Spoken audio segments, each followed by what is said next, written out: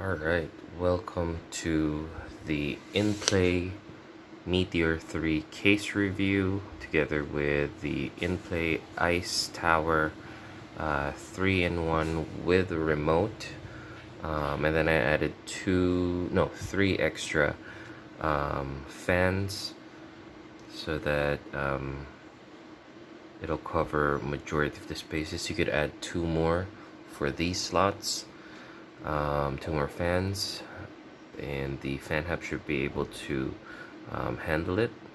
As you can see, the front panel has a mesh style, which is very useful for airflow.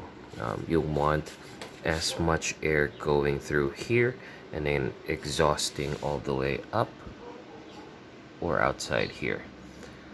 The case also comes with a magnetic mesh top so that all the dirt would be gathered here and it would be easy for cleaning.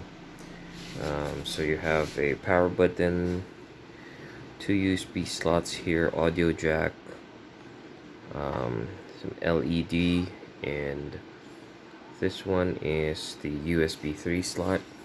We'll be putting a B450 motherboard in this build just so we can stay on that $500 budget. Alright,